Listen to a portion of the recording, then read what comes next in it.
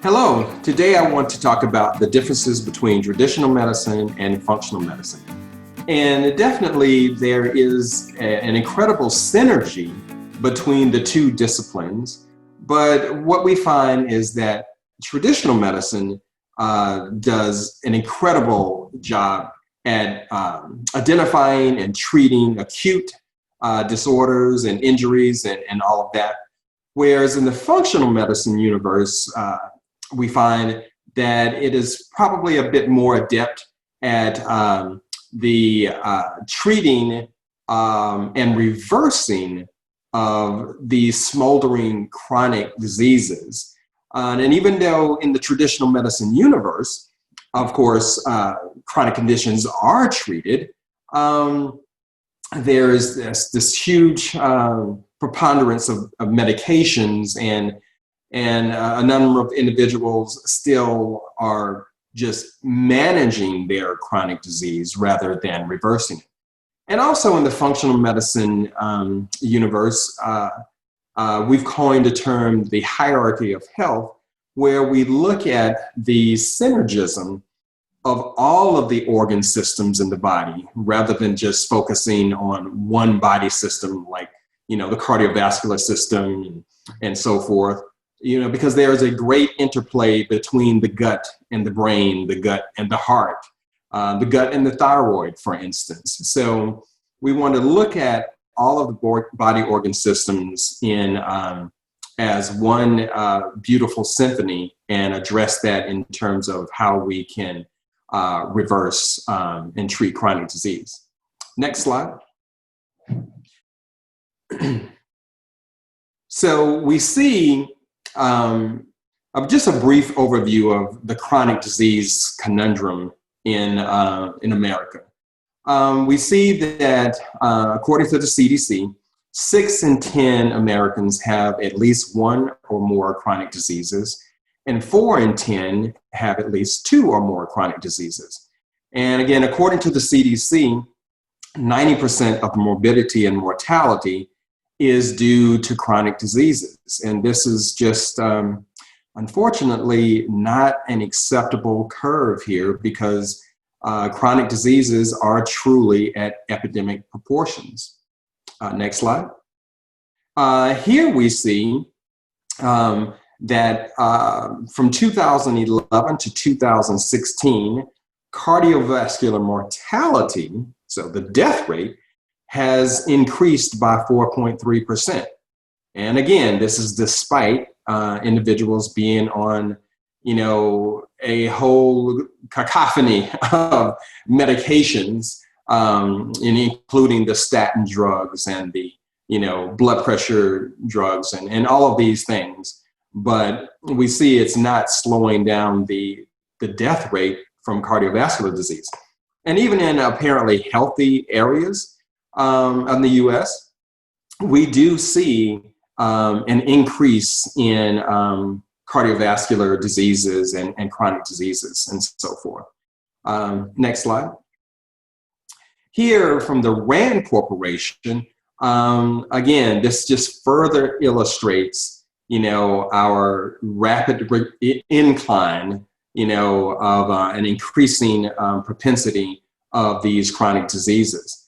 So, where we are with this conundrum is not a very good situation. So we have to find a way to address this more effectively.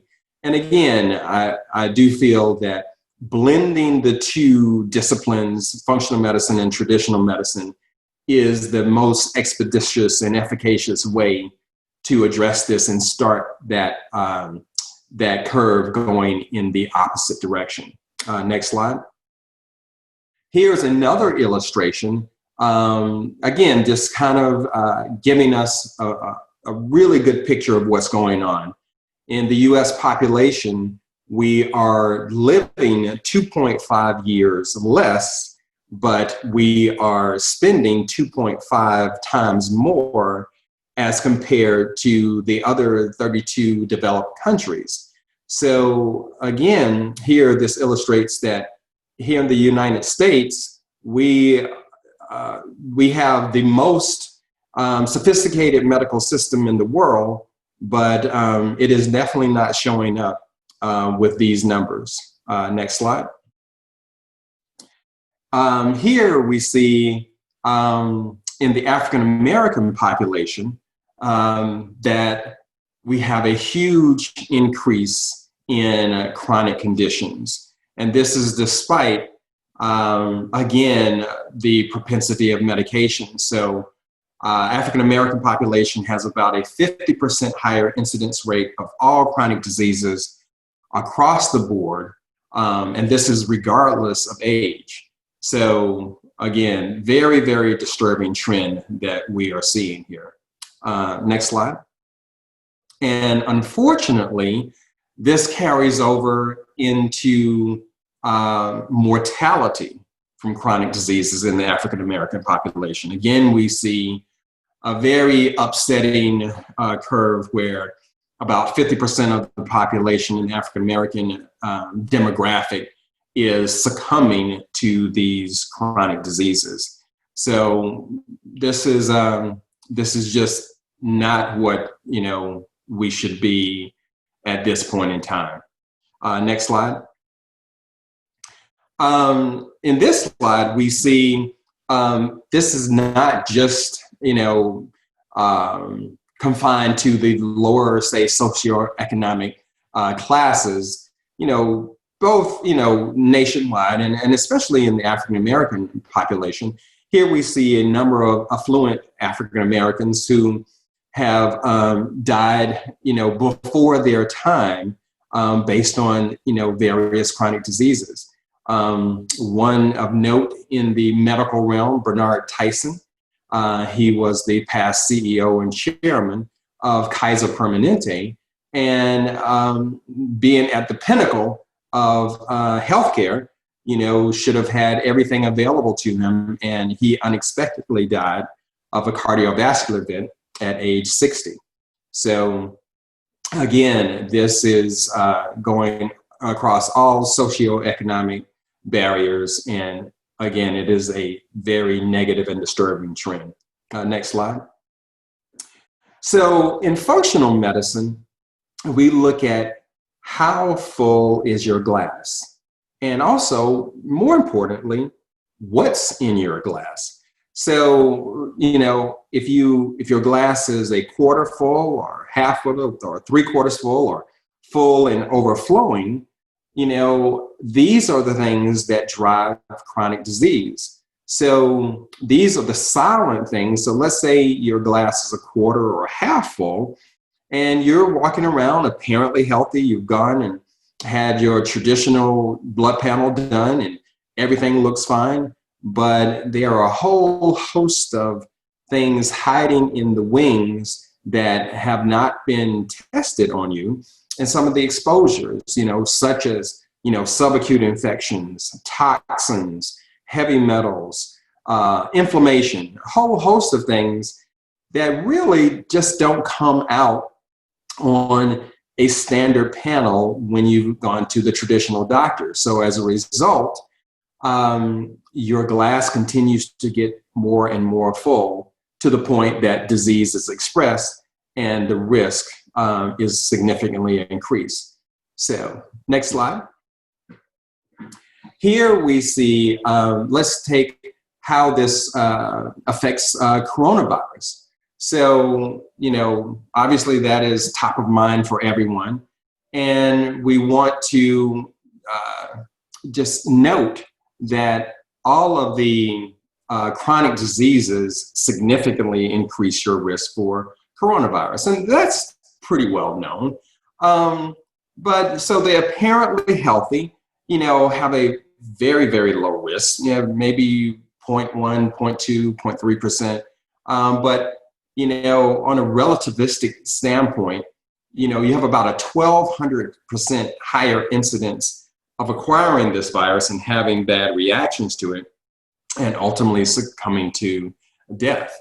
And we also want to, note that the flu vaccine, that is being, suggested, has only about a 40–45% efficacy rate at best, and because of the viruses that mutate over time. So there's never been a 100% flu vaccine.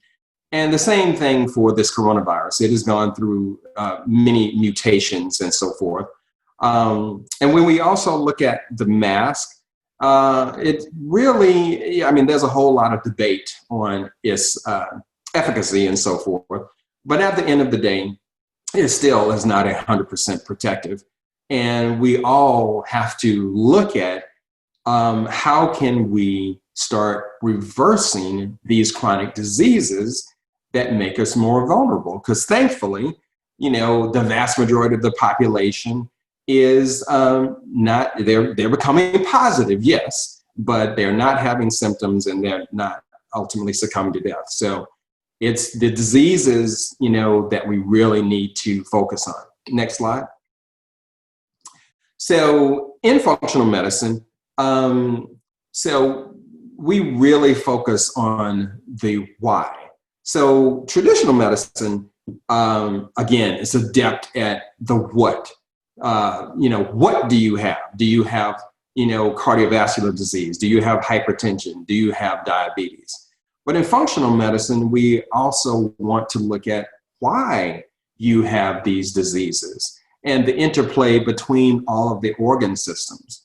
Because once we find out why you have these disorders, then we can look at how to successfully reverse them.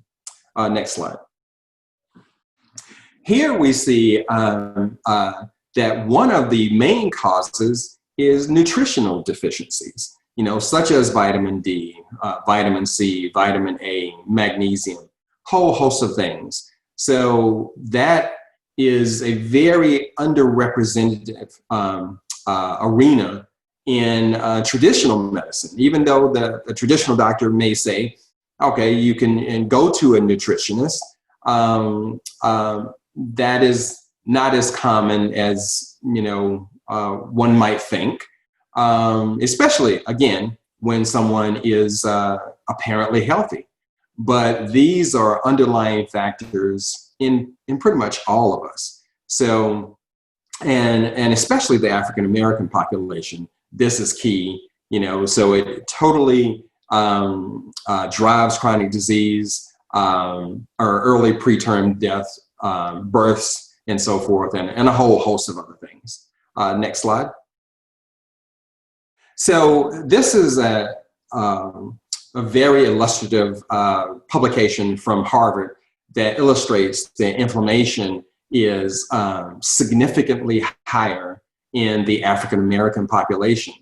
So looking at the labs that we kind of specialize in, especially in the functional medicine universe, looking at homocysteine, C-reactive protein, sedimentation rate, fibrinogen, et cetera, these numbers, and also white blood cell count, even though it's in the normal range, it's showing that these numbers are higher in the African-American population, which confers, again, a more smoldering inflammatory status.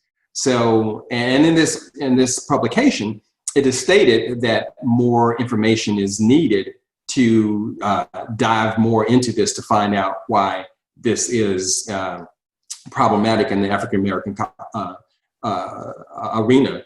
And this is an incredible opportunity for the Black Health Trust and the National Medical Association and other entities that really focus on African-American health to do more studies to ascertain why this is. Of course, having a very inflammatory diet and exposure to toxins and whole host of things are the reason, but we really need to do studies and again show how this trend can be reversed. Next slide.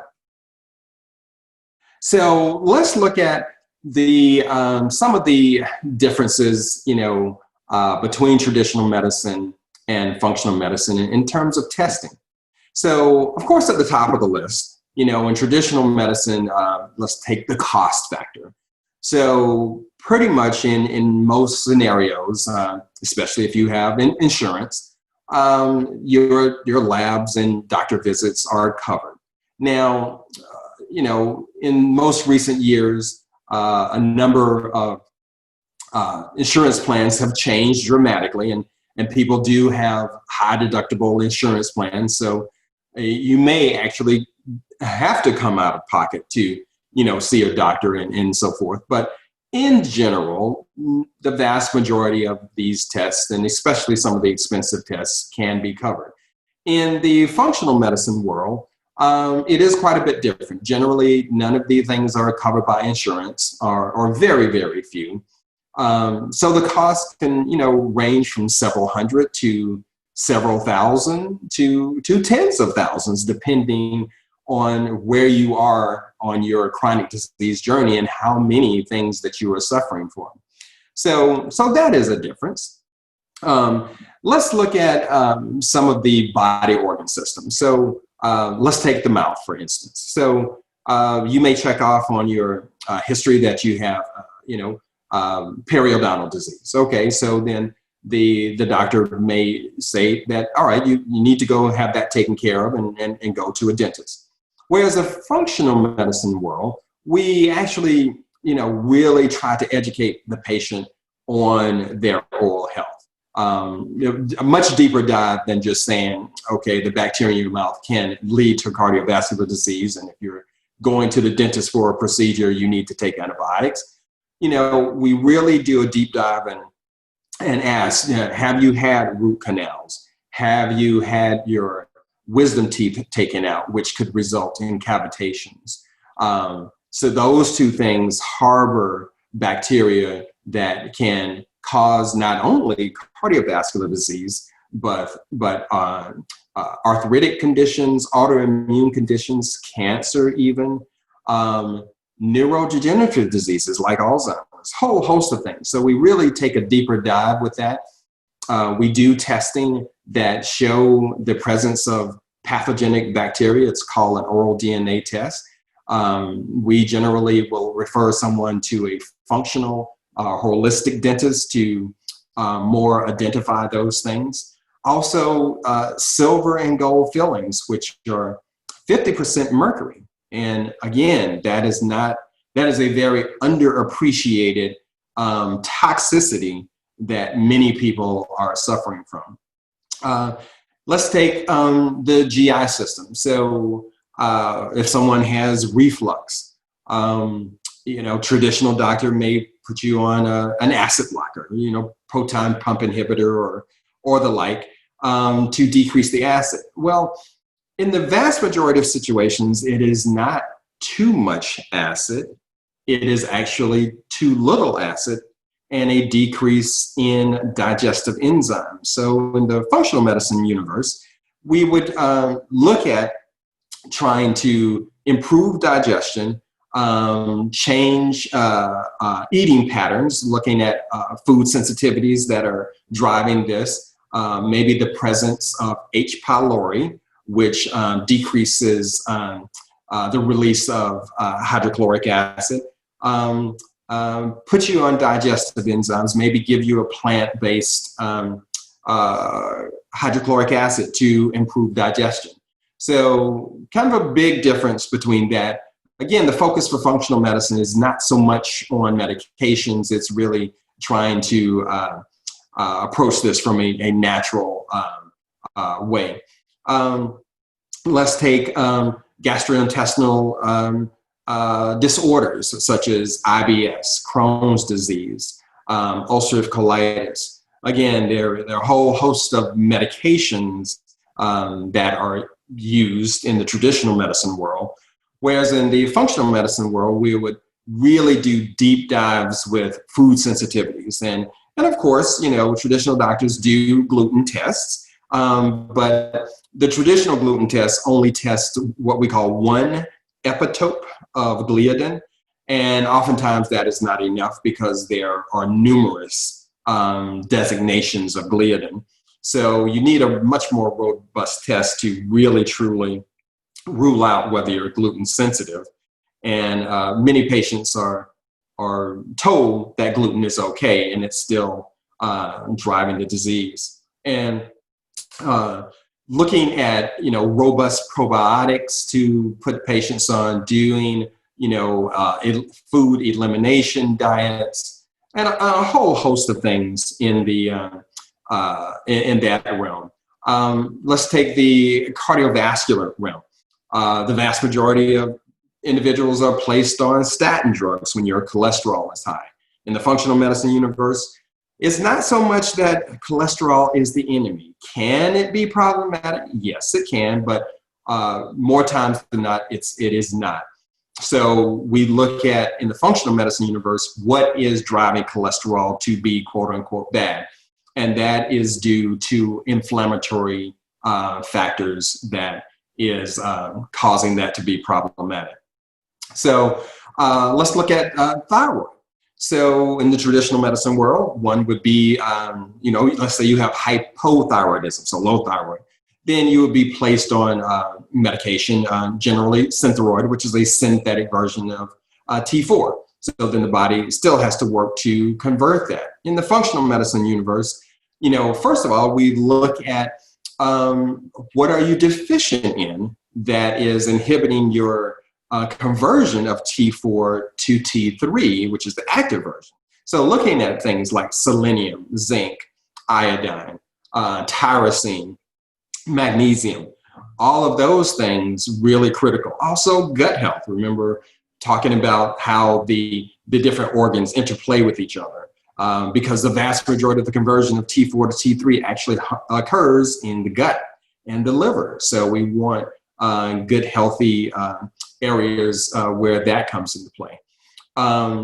Let's look at the skin. So you go to the dermatologist and have, psoriasis or eczema or whatever. Generally speaking, you'd be placed on some type of cream to address that process. But skin is our largest body organ. So that the skin is telling us something, generally speaking, from the gut. So going back to, let's say, the leaky gut or hyperpermeability scenario that is fed by mainly gluten and dairy, although other foods can feed that. Also pesticides, the glyphosate or genetically modified foods. All of these things drive the immune system to have a condition where we call molecular mimicry, where these things that we are ingesting or being exposed to actually look like our body organs. And the body is trying to do what it does best, but our body organs can get in the way, i.e. our skin, and the body is actually attacking the gluten or dairy or pesticide and what have you. And then our skin is our weak link. Let's take coronavirus, for instance, also. So in traditional medicine, yes, we know a whole host of things are being done, and they change quite a bit, but a lot of it is supportive care and treatment strategies once you get into the hospital. Whereas functional medicine looks at what can you do to prevent you going from the hospital in the first place. Again, optimizing gut health, optimizing your nutrients, building immune resilience, and all of these things. And even if you were to go down the pathway of having symptoms, there are a whole host of functional medicine-oriented strategies. For instance, ozone therapy, glutathione, a whole host of things. As a matter of fact, one of our colleagues, Dr. Brownstein, has over 140 patients that he has successfully treated, and none of those individuals died or had to go to the hospital. And he wrote a paper showing that. One other area, neurodegenerative diseases. So pretty much in that realm, you go to a neurologist, you have a whole host of tests done, and then it is decided that you have Alzheimer's, right? So the mainstay is putting you on Aricept, which has a dismal track record in terms of improving that.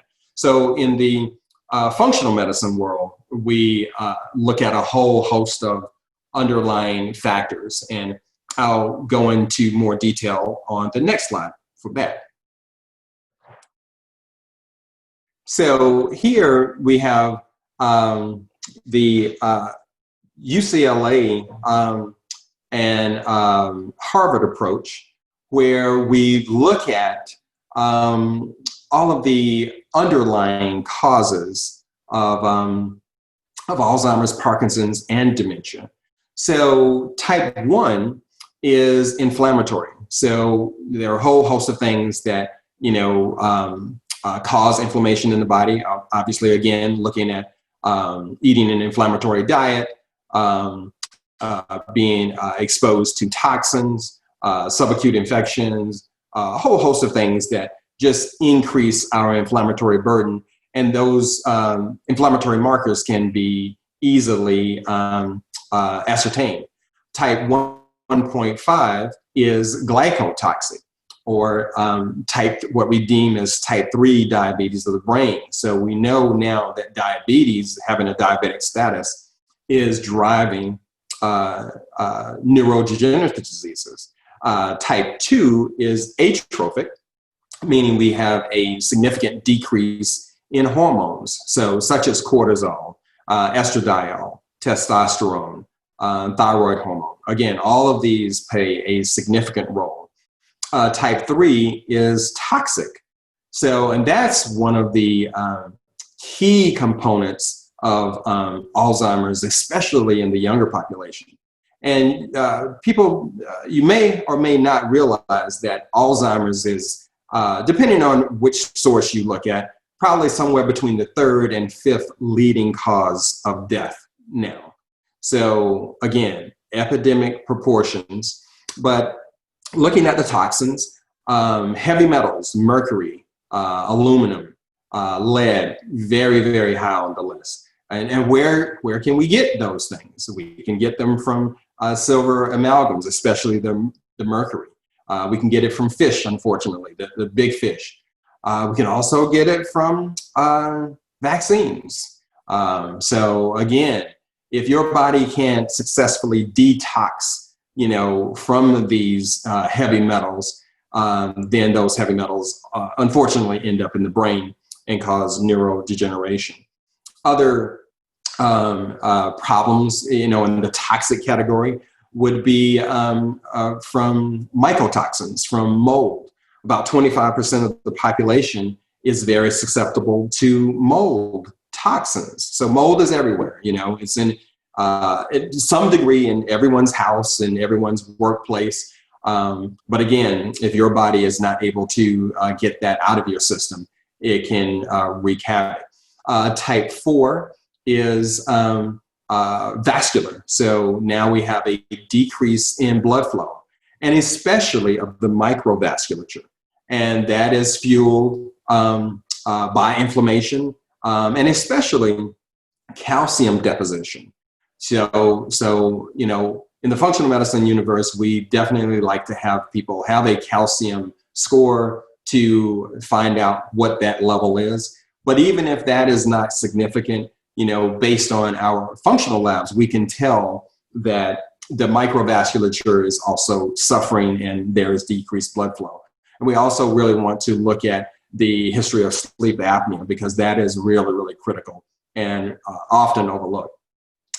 Type 5 is traumatic. And of course, having brain injury, car accidents, sports injuries, falls, a whole host of things that cause brain injury can lead to neurodegeneration. But the good news is that neurogenesis, or new nerve cells, can occur in the right environment with the right nutrients, and also even utilizing things like neurofeedback.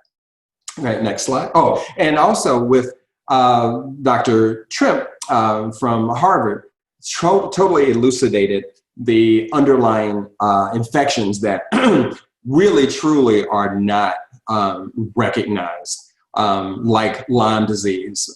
Traditional medicine, the doctors that I have come across, they don't believe in chronic Lyme disease, but that, and we have a high exposure of that nationwide, even perhaps worldwide.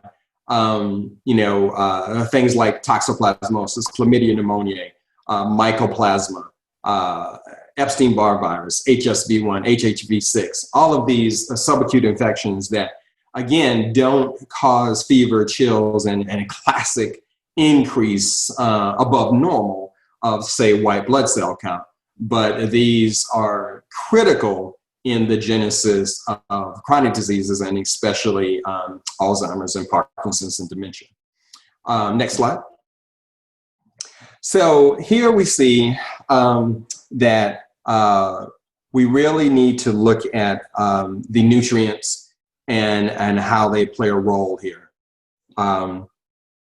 Looking at the vitamin D, the vitamin C, and all of these different things, and looking at how the testing differs in the functional medicine world. So, we look at let's say the oral DNA test, which is very illustrative, cone beam CT scan, which can really truly elucidate what's going on in the bones of the mouth.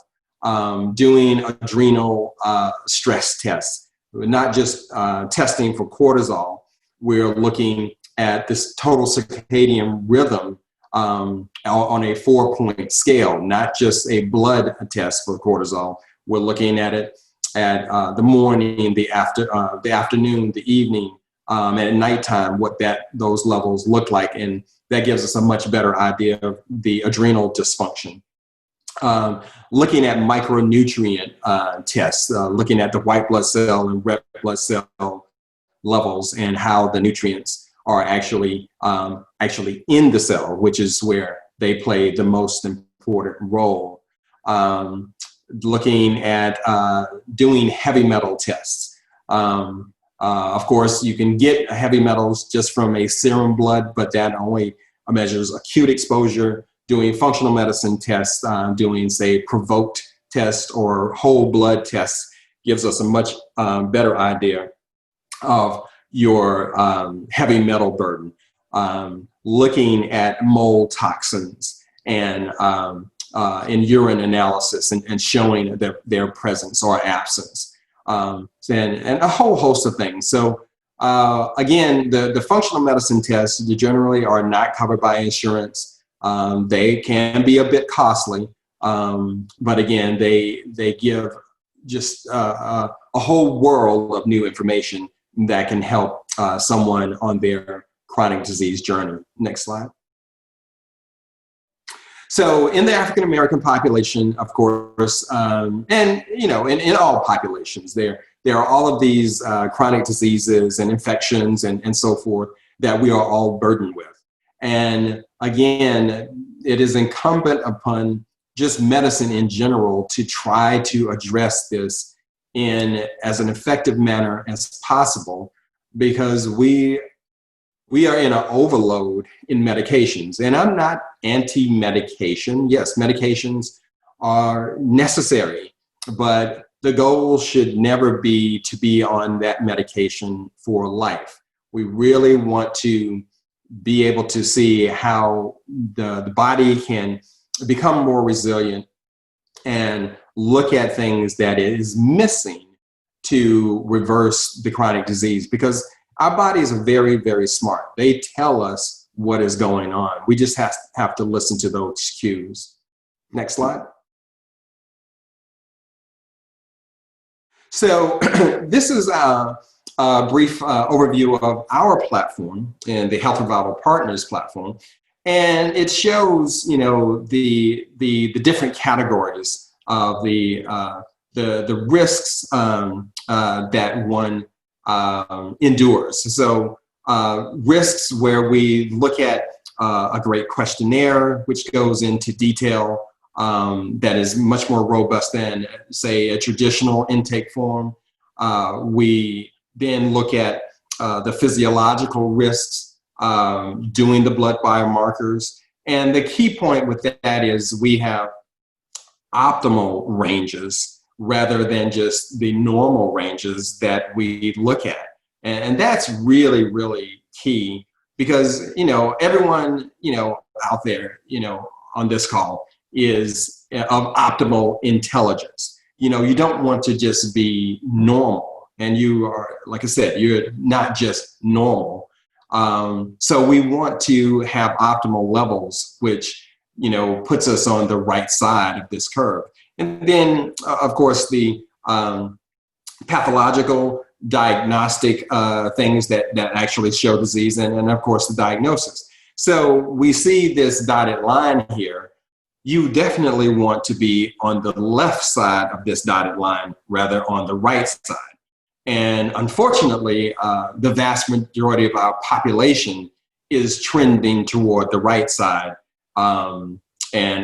This is not the direction that we want to go in. Next slide. Here's another illustration, again, based on our platform that really kind of brings functional medicine to the masses. It has done amazing things for individuals in reversing various chronic diseases. And you see on the x-axis where we give you the grade from A through F, and obviously everyone wants to be an A. And on the y-axis, we have what we call our chronic disease temperature, really, which is an amalgamation of about 20 biomarkers, inflammatory and other biomarkers that really give us a good picture of where you are on your continuum. So, and this illustrates, that everyone needs to be on, again, going toward that center point where you are becoming an A and having a normal temperature. So most of us have a lot of subacute inflammation that is not known. And as well, when we've done questionnaires for people, we find that there are a lot of risks that they have been exposing themselves to unwittingly, and those things can easily be addressed. Next slide. So in this slide, we just show at the top, we have our patent based on how we arrived at the coordinates and the numbers for our chronic disease temperature, and how it truly correlates really with mortality, which is the most important number there. And we show that the higher that number, the higher your risk for mortality. So that's been very well received by our patients and colleagues because it really gives a great visual for looking at how to effectively reverse the trend. Here are two of our papers. The first paper just illustrates how in a 70-patient cohort at one of the companies that we have a wellness platform in, how we were able to successfully reverse a number of disease syndromes quite well and in a relatively short period of time, less than a year, and at a very reasonable cost.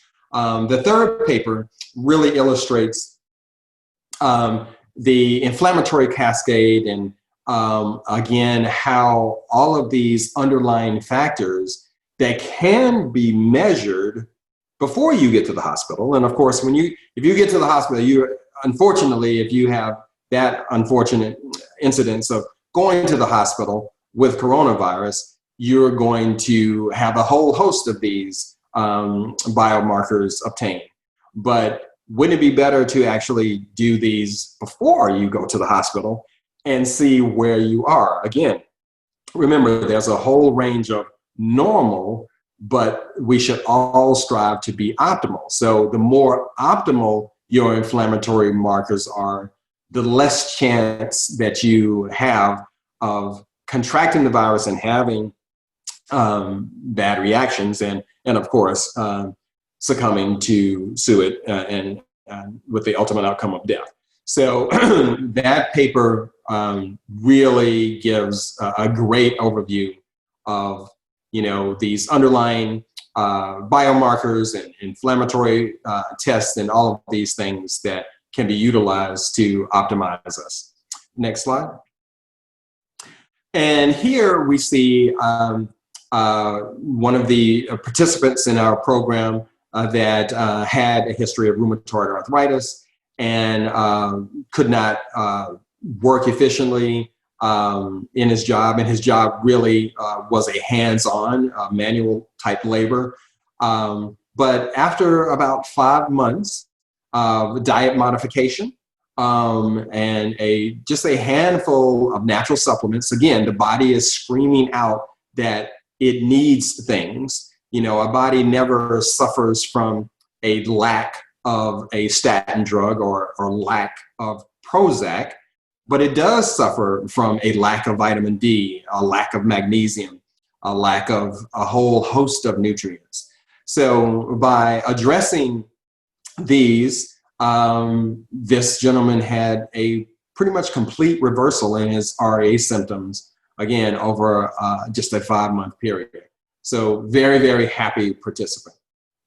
Next slide. And in this slide, we see a woman also at this location, again, in a manual labor position, significant psoriatic conditions, had gone to multiple dermatologists, a whole host of creams, red light therapy, a whole host of things. Nothing worked. And again, in this scenario, we came in, one of the main medications that she was on was a statin drug, which it was our feeling that this was inhibiting her healing process. And even though her cholesterol was not that bad, and changing the diet again with natural supplements, and this reversal occurred, and her cholesterol numbers are totally in the optimal range without her being on a statin. So next slide. So here we just want to conclude with functional medicine offers a whole host of positive attributes. Again, we definitely need a marriage between traditional medicine and functional medicine. Traditional medicine is absolutely necessary. It gives us a whole lot of data that we can go on. But again, at the end of the day, most people don't want to be on 10 or 15 different medications day in, day out for years and years and years. And functional medicine offers a pathway to change that paradigm, decrease the number of medications, get the nutrients back in the body, put them on various supplements. And again, with functional medicine, it's not the goal to have someone on a supplement forever. We really want to get that nutrient density in the food that they are consuming, get good exposure to sunlight, get away from toxins and all of these different things, and be on the pathway to health. Thank you.